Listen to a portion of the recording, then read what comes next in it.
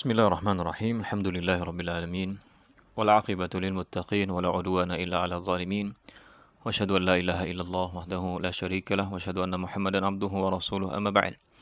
Ayyuhal ahibah ikhwani wa akhwati fillah rahimani wa rahimakumullah. Kita lanjutkan kembali membahas ayat-ayat pilihan ya, ayat-ayat yang biasa dibawakan oleh para ulama kita ketika mereka menyampaikan ya kajian dan juga menulis atau mengarang kitab. Baik, ayat yang akan kita bahas di video kali ini adalah ayat yang ke-8 dari surat Ali Imran. Semoga Allah Subhanahu wa taala memberikan taufik kepada kita semua. Amin ya rabbal alamin. Baik, ayat hibbah, Allah Subhanahu wa taala berfirman, Ba'da a'udzu billahi minasyaitonir rajim. Rabbana la tuzigh qulubana ba'da idh hadaitana wa hab lana min ladunka rahmah innaka antal wahhab. Baik, Anda bacanya biasa aja. Allah Subhanahu wa taala di sini ya berfirman agar kita membacanya ya. Agar kita memohon kepadanya dengan mengucapkan ya ucapan yang agung ini. Ya Allah, ya Tuhan kami, ya Rabb kami. Rabbana, ya Rabb kami, wahai Zat yang menciptakan kami, yang memberikan rizki kami, yang mengatur segala urusan kami. La tuzigh qulubana, janganlah engkau jadikan hati kami condong kepada kesesatan. Ba'da idh hadaitana, setelah atau sesudah engkau beri petunjuk kepada kami. Dan karuniakanlah kepada kami rahmat dari sisi engkau atau dari sisimu, karena sesungguhnya engkaulah maha pemberi karunia. Ayolah hibah ikhwani wa akhwati fillah rahimani wa rahimakumullah. Jadi ayat ini ya, adalah doa ya, doanya orang-orang yang mendalam ilmunya. Karena Allah lagi bahas ini tentang ar-rasikhuna fil ilm, tentang orang-orang yang berilmu, orang-orang yang dalam sekali keilmuan mereka. Jadi mereka subhanallah ya, meskipun keilmuannya dalam, mereka adalah orang-orang alim, mereka tetap tidak merasa aman dengan iman mereka. Mereka tetap takut kehilangan hidayah. Dan Allah Subhanahu wa taala sampaikan di sini. Rabbana la tuzigh qulubana. Ya Allah, ya Rabb kami, janganlah engkau palingkan hati kami dari kebenaran gitu. Jadi ini menunjukkan oleh hati itu lemah ya. Nanti kita akan bahas ya kayak ininya, pelajaran-pelajarannya. Baik, ayol hebah ikhwani wa akhwati fillah, langsung aja ya kita ambil pelajaran dari ayat yang mulia ini. Kita mendapatkan pelajaran bahwa hati itu gampang berbolak-balik. Hati itu ya bisa saja berbolak-balik. Yang tadinya dapat hidayah tiba-tiba jatuh. Makanya Nabi SAW beliau sering sekali berdoa memohon kepada Allah Subhanahu wa taala agar diteguhkan. Nabi SAW sering sekali mengucapkan, ya muqallibal qulub tsabbit qalbi ala dinik, wa ya musarrifal qulub sarrif qalbi ala ta'atik. Ya Allah yang membolak-balikan hati, kokohkanlah ya Allah, teguhkanlah hatiku di atas agamamu, dan palingkanlah hati hamba ya Allah kepada, atau condongkanlah hati hamba kepada ketaatan kepadamu. Itu seorang nabi, orang yang sudah dijamin masuk ke dalam surga, tapi masih sering berdoa kepada Allah Subhanahu wa taala minta keteguhan hati. Bagaimana dengan kita? Bagaimana dengan kita yang subhanallah imannya sering sekali lemah? Terlebih kita hidup di zaman di mana banyak sekali orang-orang yang rusak akidahnya, rusak keyakinannya, ya, rusak ya, muamalahnya, ibadahnya, banyak sekali. Maka kita lebih butuh ya, kita harus lebih sering berdoa kepada Allah Subhanahu wa taala agar minta diteguhkan. Ya, agar Allah meneguhkan hati kita di atas agamanya. Jadi al-hibah, hidayah itu mahal wallahi. Hidayah itu luar biasa mahal sekali al-hibah. Gak bisa dinilai dengan harta, gak bisa dinilai dengan uang. Wallahil azim, hidayah itu sangat-sangat mahal al-hibah. Tapi perlu diingat,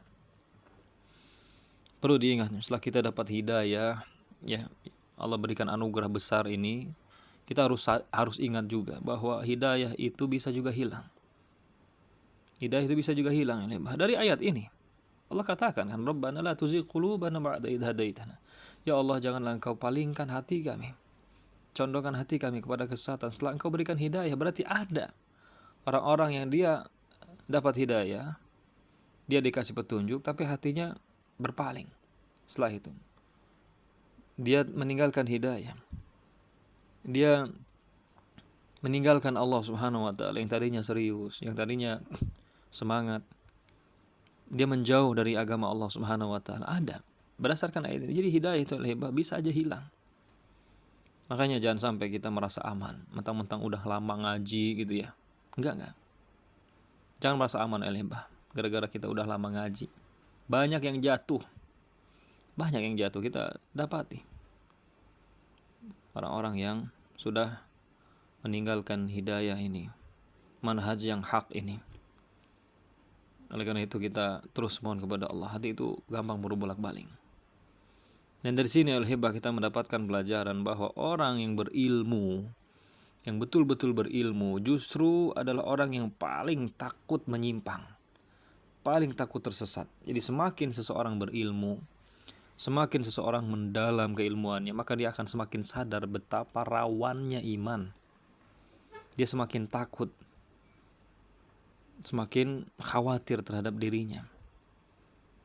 Jadi kalau seandainya ada di antara kita yang masih santai-santai aja, biasa-biasa aja, ya masih nggak ada rasa takut kehilangan hidayah yang sudah Allah berikan ini, rasa santai aja, aman aja, berarti masih dangkal keilmuan kita, masih belum betul-betul meresap dalam diri kita. Semoga Allah memberikan nikmat yang besar ini. Nikmat yang besar ini karena seseorang yang takut kehilangan, seseorang yang khawatir ya hilang sesuatu yang berharga darinya, dia akan lebih menjaga, dia akan lebih besar, lebih semangat dalam menjaga apa yang bernilai dalam dirinya itu. Jadi doa ini harus sering kita mohon kepada Allah. Doa ini adalah doa yang sangat agung sekali, harus sering-sering kita minta. Ya, kita ucapkan di doa-doa kita, minta keteguhan, ya Rabb. Teguhkan hati hamba ya Allah. Kuatkan diri hamba di atas agamamu meskipun banyak orang yang mencaci, memaki, meskipun ujian bertubi-tubi datang silih berganti, bahkan kadang bukan silih berganti, menumpuk-numpuk. Itu butuh keteguhan iman ya Allah. Butuh dengan kekokohan akidah.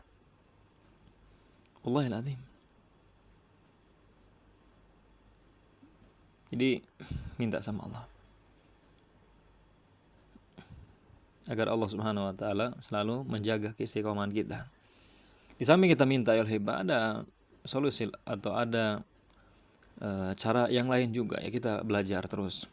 Di samping kita berdoa kepada Allah, belajar terus mendalami ilmu agama, pelajari akidah, pelajari ibadah yang benar sesuai dengan tuntunan Rasul, pelajari akhlak Rasulullah, pelajari sirah-sirah ya Nabi dan para sahabat. Itu salah satu cara untuk meneguhkan iman kita. Kemudian hindari kawan-kawan yang buruk, hindari hal-hal yang bisa mengantarkan kita kepada kebinasaan. Kalau seandainya qadarullah kita jatuh, kalau seandainya qadarullah iman kita lemah, kemudian kita terpeleset, maka segera kembali kepada Allah, karena kita tidak bisa tidak terpeleset, karena Allah tidak mau ada yang sempurna seperti Allah. Ya, Allah tidak mau. Oleh karena itu Allah tetapkan kullu bani Adam khata', kata Nabi. Setiap anak Adam itu pasti salah. Nah, kalau seandainya kita lagi lemah imannya, kepeleset, maka segera kembali kepada Allah, minta ampun kepada Allah Subhanahu wa Ta'ala. Jangan biarkan terus-menerus diri kita di situ. Kembali kepada Allah Subhanahu wa Ta'ala. Baik, ayolah semoga apa yang kita bahas ini bermanfaat. Semoga Allah meneguhkan kita. Semoga Allah Subhanahu wa Ta'ala senantiasa memberikan hidayah kepada kita sampai kita wafat. sehingga kita pun selamat dari azabnya dan masuk ke dalam surganya yang penuh dengan kenikmatan. Amin ya rabbal alamin. Wassallallahu ala nabiyina Muhammad wa ala alihi wa sahbihi ajmain. Assalamualaikum warahmatullahi wabarakatuh.